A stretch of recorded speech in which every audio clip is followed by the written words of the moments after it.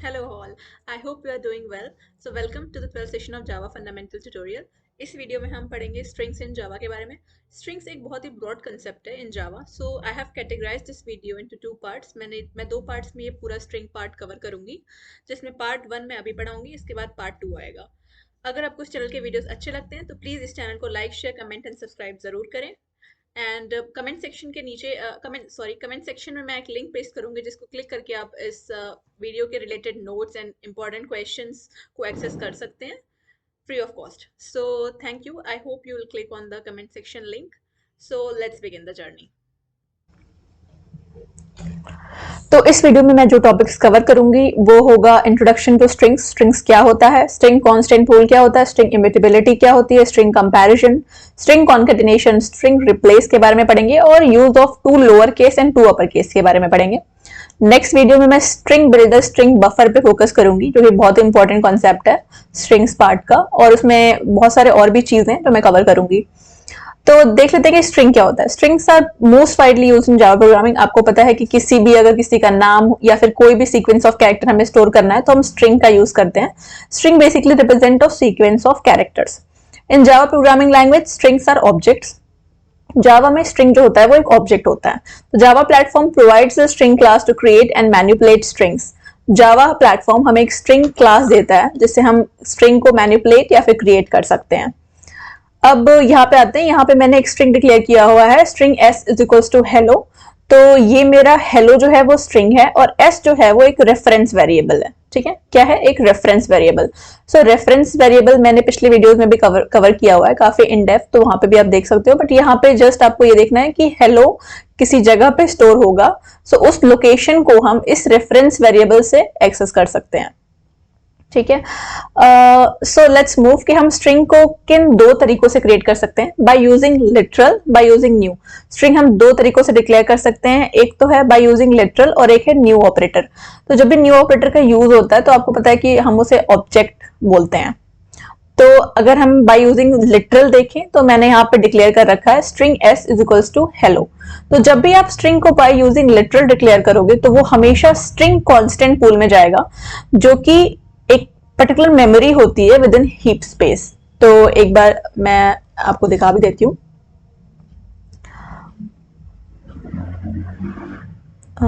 या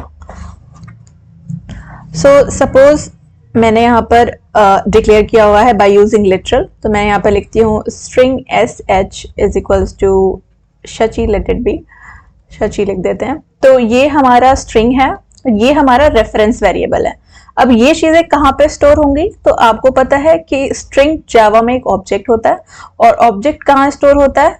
heap area में. अब हीप एरिया में भी स्ट्रिंग लिटरल एक स्पेसिफिक जगह पे स्टोर होगा जिसको हम बोलते हैं स्ट्रिंग कांस्टेंट पूल. SCP बोल सकते हो, स्ट्रिंग कांस्टेंट पूल. और यहाँ पे सिर्फ स्ट्रिंग लिटरल्स ही स्टोर होते हैं. ठीक है. अगर आपने लिटरल की जगह न्यू कीवर्ड से डिक्लेयर किया स्ट्रिंग को, जैसे मैं दिखा देती हूँ, string sh is equals to new string. यहाँ पे मैं अपने स्ट्रिंग की वैल्यू दे देती हूँ, दैट इज शची. तो ये हमारा जो स्ट्रिंग होगा ये भी हमारा हीप स्पेस में ये स्टोर होगा, यहाँ पे स्टोर होगा. जैसे यहाँ पे हो जाएगा शची, और इसकी एक कॉपी हमारी स्ट्रिंग कांस्टेंट पूल में भी स्टोर होती है. But since string constant pool में ऑलरेडी शची एग्जिस्ट कर रहा है तो ये बस हीप मेमोरी में शची की वैल्यू स्टोर करेगा. अगर यहाँ पे शची स्टोर नहीं होता तो ये यहाँ पर भी एक कॉपी बनाता, जब आप इस तरीके से डिक्लेयर करोगे स्ट्रिंग को. तो ये चीज समझ में आ गई कि स्ट्रिंग को हम दो तरीके से डिक्लेयर कर सकते हैं. Now let's move to the PPT. यहाँ पे मैंने इमेज के थ्रू भी समझाया हुआ है तो सही समझ आएगा. तो अब हम मूव करते हैं अपने नेक्स्ट. तो what is string constant pool? String constant pool exactly होता क्या है? तो it is also called as string constant pool as और स्ट्रिंग पूल. हम स्ट्रिंग कांस्टेंट पूल को स्ट्रिंग लिटरल पूल बोल सकते हैं या फिर स्ट्रिंग पूल बोल सकते हैं. As the name suggests, string constant pool is a pool of strings stored in a separate place within the heap area. मैंने अभी समझाया कि heap area में एक separate space होता है जिसको हम string constant pool बोलते हैं. We can create string using new और by directly defining values in double quotes. String को आप दो तरीके से बना सकते हो, एक तो न्यू कीवर्ड से और एक डायरेक्टली आप डबल कोट्स में कोई भी वैल्यू डाल दो, जैसे मैंने शची डाल दिया था, तो उस तरह से आप स्ट्रिंग को डिक्लेयर कर सकते हो। Whenever we create a string using double quote it gets stored into SCP. जब भी आप डबल कोट से स्ट्रिंग को डिक्लेयर करोगे तो वो स्ट्रिंग कांस्टेंट पूल में स्टोर होगी। और अगर आप न्यू ऑपरेटर से करोगे तो वो एक हीप एरिया में भी होगी and same string will be added to string constant pool. But अगर स्ट्रिंग कांस्टेंट पूल में ऑलरेडी वो वैल्यू होगी तो वो सिर्फ और सिर्फ हीप एरिया में होगी स्टोर। तो बट हम ऐसा कर क्यों रहे हैं? Why we are using string constant pool? क्योंकि ये जावा का कॉन्सेप्ट है कि क्यों है, मतलब ये चीज क्यों है ये समझते हैं। तो we know that memory allocation operation for every new object is costly in terms of both time and memory. इसका कहने का ये मतलब है कि अगर आप बार बार किसी स्ट्रिंग को डिक्लेयर कर रहे हो तो वो काफी ज्यादा मेमोरी भी लेगा, ठीक है। तो मेमोरी और टाइम को सेव करने के लिए स्ट्रिंग कांस्टेंट पूल का कॉन्सेप्ट आया है। So in order to reduce the memory overhead and also to increase the performance of object creation, Java has introduced string constant pool, जैसा कि मैंने बताया। In this mechanism, it will drastically reduce the number of objects gets created in the heap memory. तो इससे क्या होगा, कितने objects बन रहे हैं उसमें reduction होगा by using heap memory। मतलब हीप मेमोरी में जितने भी ऑब्जेक्ट्स बन रहे हैं उसमें रिडक्शन होगा by using string constant pool.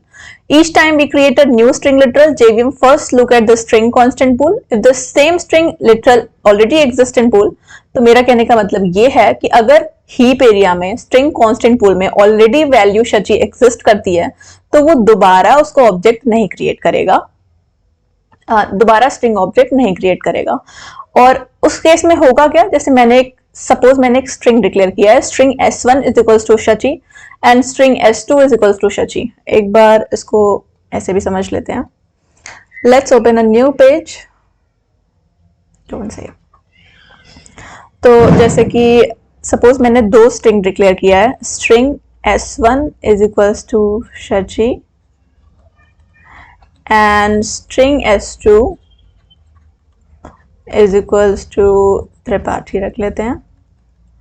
But ये तो दोनों स्ट्रिंग्स अलग अलग हैं, तो एक और स्ट्रिंग रख लेते हैं, that is string s3 is equals to Shachi again. अब ये हमारा होगा हीप एरिया, ये हमारा होगा हीप एरिया। इसमें हमारा स्पेस होगा स्ट्रिंग कांस्टेंट पूल जिसमें शची स्टोर होगा और त्रिपाठी भी स्टोर होगा।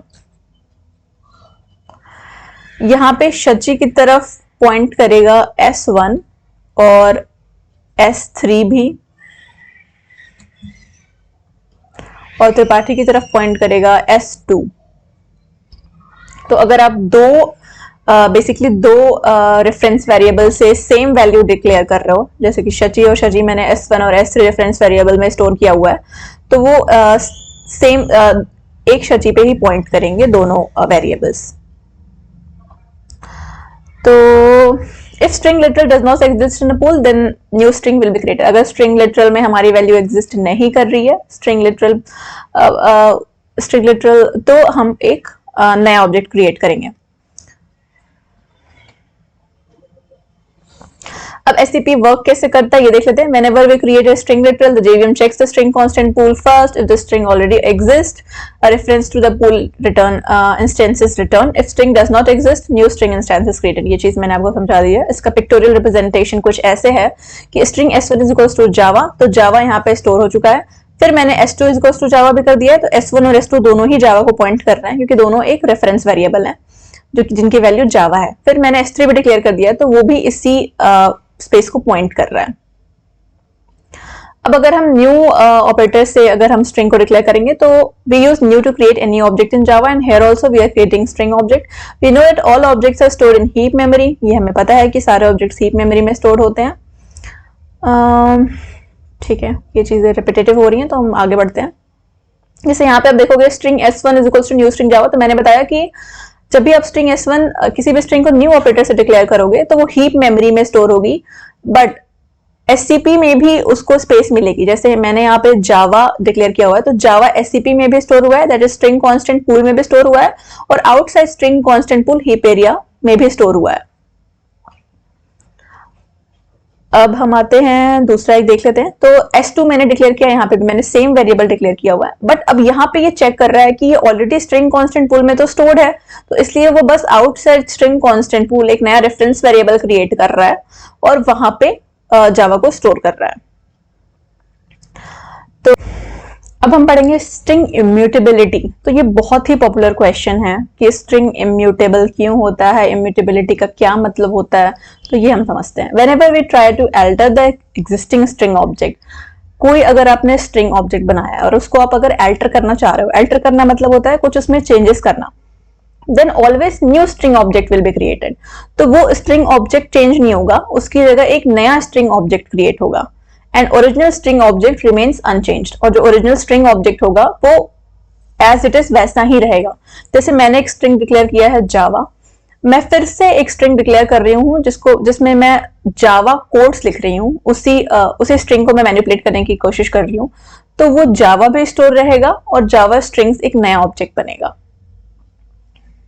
ठीक है, तो इस प्रोसेस को हम इम्यूटेबिलिटी कहते हैं। But reference variables are mutable and hence we can assign different objects to same variable. अब मैं यहाँ पे ऑब्जेक्ट की बात कर रही हूँ, ना कि रेफरेंस वेरिएबल की। तो अगर S1 रेफरेंस वेरिएबल पहले जावा को पॉइंट कर रहा था, तो आप उस रेफरेंस वेरिएबल को कहीं और पॉइंट करा सकते हो। सपोज मैंने string S1 is equals to Java लिखा, यहाँ पे चलते हैं, यहाँ पे बेटर समझ आएगा। आई थिंक मैंने पिक्चर्स ऑलरेडी अटैच करी हुई हैं, तो लेट्स सी। ठीक है, यहाँ पे देख लेते हैं। तो सपोज मैंने यहाँ पे एक S1 डिक्लेयर किया हुआ है और मैंने लर्निंग स्ट्रिंग डिक्लेयर किया हुआ है। यहाँ पे S2 में मैंने इम्यूटेबिलिटी डाला हुआ है। फिर मैंने S1 में चेंज किया है, S1 डॉट कॉन्कैट S2 करा हुआ है, मतलब जोड़ना होता है कॉन्कैट का मतलब। तो ये लर्निंग इम्यूटेबिलिटी को जोड़ देगा और वो S1 में डालेगा। But reference variable can be manipulated, मैंने ये बोला। Object is immutable in Java, string object is immutable, but जो रेफरेंस वेरिएबल होता है उसको हम चेंज कर सकते हैं। तो पहले S1 पॉइंट कर रहा था लर्निंग को, लेकिन अब मैंने S1 में डाल दिया S1 डॉट कॉन्कैट S2, तो अब वो लर्निंग इम्यूटेबिलिटी को पॉइंट करेगा। बट ऐसा नहीं है कि लर्निंग में कोई चेंज हुआ है, लर्निंग एज इट इज वहीं फिक्स्ड है। दैट मीन्स ये इम्यूटेबल है, कोई भी चेंज अगर आप लर्निंग में करोगे, क्योंकि हम यहाँ चेंज लर्निंग में ही कोशिश कर रहे हैं, मतलब रेफरेंस वेरिएबल में हम चेंज कर रहे हैं, बट उस रेफरेंस वेरिएबल में लर्निंग वैल्यू हुई है, तो लेकिन ये वैल्यू चेंज नहीं होगी। तो इसलिए हम बोलते हैं कि string in Java is immutable, because वो लर्निंग इंटैक्ट है और उसकी वैल्यू रीडिफाइन नहीं हुई है। बट जो रेफरेंस वेरिएबल होता है वो पहले किसी और को पॉइंट कर रहा था और अब किसी और को पॉइंट कर सकता है, तो जो रेफरेंस वेरिएबल है वो चेंज हो सकता है। ठीक है, अब हम पढ़ते हैं स्ट्रिंग कंपैरिजन के बारे में। तो स्ट्रिंग को हम काफी तरीकों से कंपेयर कर सकते हैं, जैसे कि इक्वल इक्वल्स टू ऑपरेटर है, बाय यूजिंग इक्वल्स मेथड है, by using equals ignore case है, और बाय यूजिंग कंपेयर टू है। तो ये बेटर समझ में आएगा प्रोग्राम से। So let's jump to the program. मैंने यहाँ पे प्रोजेक्ट 8 स्ट्रिंग्स बना लिया है और इसमें हम पढ़ेंगे कि हम कैसे कैसे कंपैरिजन कर सकते हैं। तो आप यहाँ पे देखोगे मैंने यहाँ पे S1 और S2 डिक्लेयर किया हुआ है, जिसमें मैंने शची कोड स्ट्रिंग को स्टोर कराया हुआ है। उसके बाद मैं इक्वल इक्वल्स टू ऑपरेटर का यूज करके दोनों ही वैल्यूज को कंपेयर करा रही हूँ, दोनों रेफरेंस वेरिएबल को कंपेयर करा रही हूँ। तो आप देखोगे कि लेट्स सी कि इसका क्या रिजल्ट होता है। तो ये आ रहा है फॉल्स। ऐसा क्यों हो रहा है? क्योंकि यहाँ पे मैंने न्यू ऑपरेटर का यूज किया हुआ है, तो शची कोड्स हीप स्पेस में 2 जगह पे बनेगा, क्योंकि न्यू ऑपरेटर का यूज किया हुआ है। तो S1 और S2 को हम कंपेयर करा रहे हैं, तो सिंस उसकी लोकेशन अलग अलग है, 2 वैल्यू सेम है बट लोकेशन अलग अलग है, इसलिए वो फॉल्स रिटर्न कर रहा है हमें। इसको हम बेटर ऐसे समझ लेते हैं,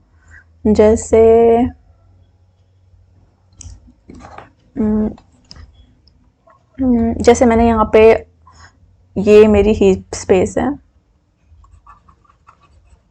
मैंने 2 जगह पे शची ही स्टोर कराया हुआ है,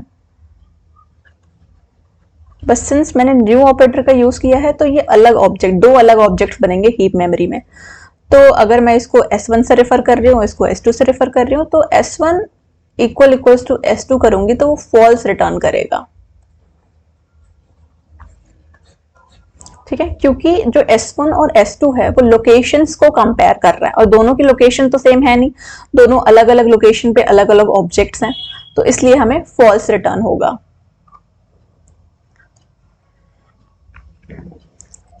let's move to second. So this, अब यहाँ पे हम इक्वल्स मेथड समझने की कोशिश करते हैं। This method compares two string with their content character by character.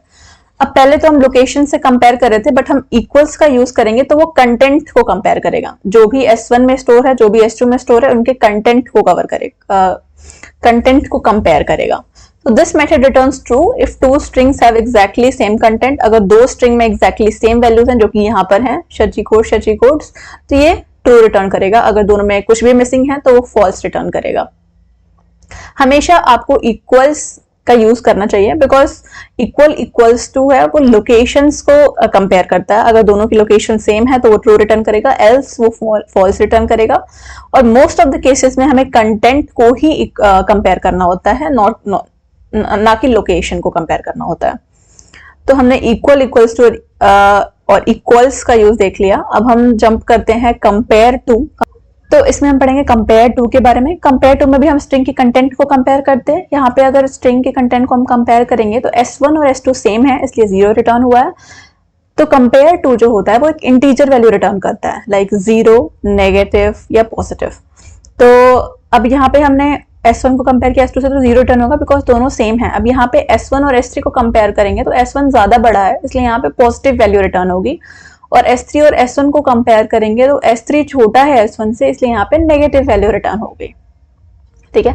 अब इस मेथड का string comparison is generally used to sorting logic, as we need to identify whether string are equal or lesser or greater to determine the order of element in sorting। so basically sorting के concept में हम इसका use करते हैं।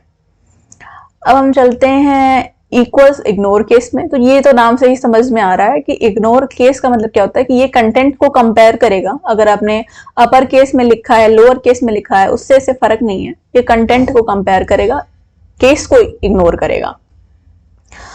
तो हम कब prefer करेंगे? Prefer using equals ignore case method for string comparison when we are not sure about the string in the upper case or lower case। suppose आप dynamically value customer या फिर user से ले रहे हो, आपको पता नहीं है कि वो upper case में डालेगा, lower case में डालेगा, एंड आपको उस चीज को कंपेयर करानी है, तो तब हम इसका यूज कर सकते हैं, equals ignore case का यूज कर सकते हैं।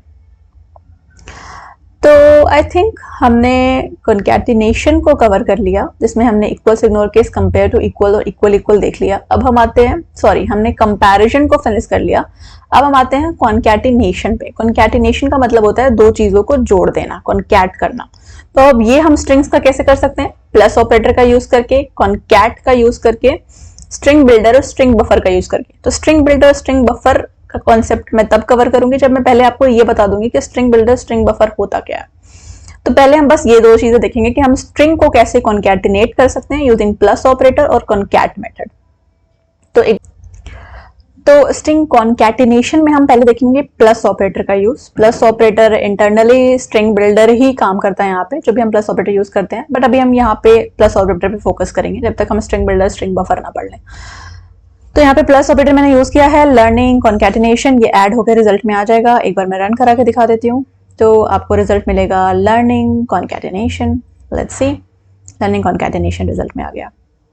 अब दूसरा तरीका ये है कि हम कॉन्कैट मेथड का यूज करेंगे। तो अब हम कॉन्कैट मेथड कब यूज करेंगे? जब ये भी दो स्ट्रिंग्स को ही ऐड कराएगा, बट ये स्ट्रिक्टली प्रोहिबिट करता है इंटीजर्स को यूज करना। ठीक है। Plus can even take integer value to concatenate and convert that integer value as string। आपको मैंने बताया था कि इंटरनली जो प्लस ऑपरेटर होता है वो स्ट्रिंग बिल्डर का यूज करता है, और लास्ट में डॉट टू स्ट्रिंग से वो स्ट्रिंग में कन्वर्ट करके कॉन्कैटिनेट करवा देता है। बट जो कॉन्कैट मेथड है वो स्ट्रिक्टली सिर्फ और सिर्फ स्ट्रिंग एक्सेप्ट करता है। तो आप बोलोगे कि चलो यहाँ पे रन करके देखते हैं, तब तो ये नहीं होना चाहिए। लेट्स सी, मैं इसको रन कराती हूँ।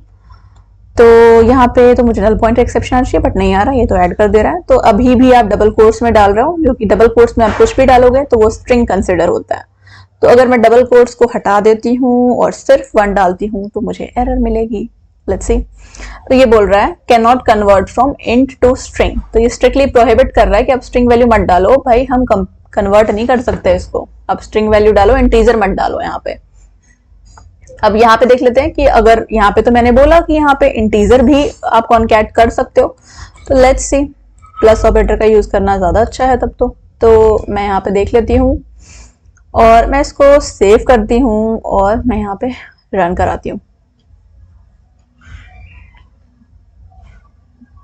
ठीक है, तो कोई एक्सेप्शन नहीं आई, वन कॉन्कैटिनेशन ऐड हो गया और रिजल्ट हमें मिल गया। तो ये बेसिकली अपना अपना एडवांटेज है। आप कॉन्कैट तब यूज करो जब आपको लगता है कि स्ट्रिक्टली आपको सिर्फ स्ट्रिंग्स को ही ऐड करवाना है, और आप नल चेक भी लगाओ अगर आप कॉन्कैट को यूज कर रहे हो, क्योंकि अगर S1 हमारा नल रहेगा तो फिर से हमें एक्सेप्शन आएगी, नल पॉइंटर एक्सेप्शन, वो भी देख लेते हैं। यहाँ पे मैंने लिख दिया इसको नल, और मैं इसको सेव कर लेती हूँ और मैं इसको रन करा देती हूँ। तो आप देखोगे कि यहाँ पे हमें नल पॉइंटर एक्सेप्शन आ रही है। तो मतलब कॉन्कैट में आप स्ट्रिंग वैल्यू को, मतलब स्ट्रिंग वैल्यू को आप नल नहीं पास करा, स्ट्रिंग वैल्यू में नल नहीं पास करा सकते हो, बिकॉज कॉन्कैटनेट विल रिजेक्ट, ठीक है, वो नल पॉइंटर एक्सेप्शन दे देगा। तो ये हो गया हमारे प्लस और कॉन्कैटिनेशन की बात। अब हमारा नेक्स्ट कॉन्सेप्ट है स्ट्रिंग रिप्लेस, जो कि लास्ट है, और बाकी की जो कॉन्सेप्ट है वो सेकेंड वीडियो में आएंगे। तो रिप्लेस का क्या मतलब होता है? रिप्लेस मतलब होता है बदलना, ठीक है। तो ये रिप्लेस यहाँ पे हमने एक कैरेक्टर पास किया होगा, जो ओल्ड कैरेक्टर होगा वो न्यू कैरेक्टर में रिप्लेस्ड हो जाएगा। यहाँ पे हम कोई सीक्वेंस ऑफ स्ट्रिंग्स को पास करेंगे, सीक्वेंस ऑफ कैरेक्टर्स को पास करेंगे, तो वो पूरा सीक्वेंस ही रिप्लेस हो जाएगा। रिप्लेस ऑल में हम जहां जहां वो पर्टिकुलर वैल्यूज आएगी वो उससे रिप्लेस हो जाएगी, जो न्यू वैल्यू आप चाहते हो देखना। रिप्लेस फर्स्ट में जहां पे फर्स्ट ऑकरेंस होगी आपकी वैल्यू की, वहां पे वो रिप्लेस हो जाएगी। तो ऐसे शायद इतना समझ नहीं आएगा, तो लेट्स जंप टू रिप्लेस।